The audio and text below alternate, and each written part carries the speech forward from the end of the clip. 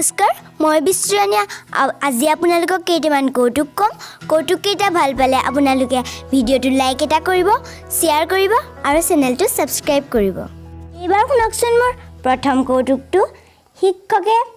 তেওঁৰ ছাত্ৰ হৰিক ক'লে হৰি লং পেন এটা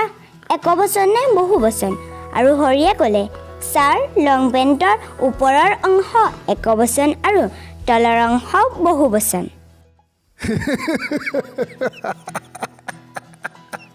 এইবাৰ শুনক মোৰ দ্বিতীয়টো কৌতুক এদিন ৰামে তেওঁৰ বন্ধু শ্যামক ক'লে মোৰ দেউতাই ৰাস্তা পাৰ হ'বলৈ ভয় কৰে আৰু শ্যামে ক'লে সঁচাইনে তুমি কেনেকৈ গম পালা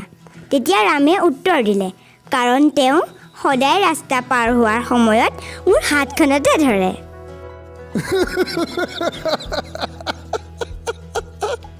মোৰ তৃতীয়টো কৌতুক শুনকচোন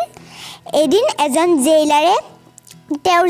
জেলত থকা কয়দীজনক সুধিলে তোমাৰ শেষ ইচ্ছা কি তেতিয়া কয়দীজনে উত্তৰ দিলে মই আম খাব বিচাৰোঁ তেতিয়া জেইলাৰজনে ক'লে কিন্তু এই সময়ততো আম পোৱা নাযায় কয়দীজনে ক'লে সমস্যা নাই মই ৰ'ব পাৰোঁ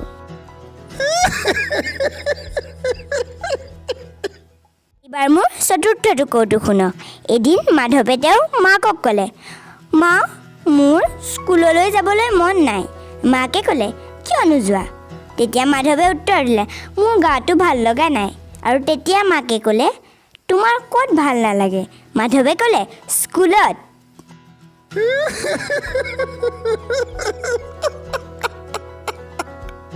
আপোনালোকক নমস্কাৰ জনাইছোঁ কৌতুক শুনো আহক শিতানটো ইমানতে সামৰণি মাৰিছোঁ যদিহে ভিডিঅ'টো ভাল পালে লাইক এটা কৰিব শ্বেয়াৰ কৰিব আৰু চেনেলটো ছাবস্ক্ৰাইব কৰিব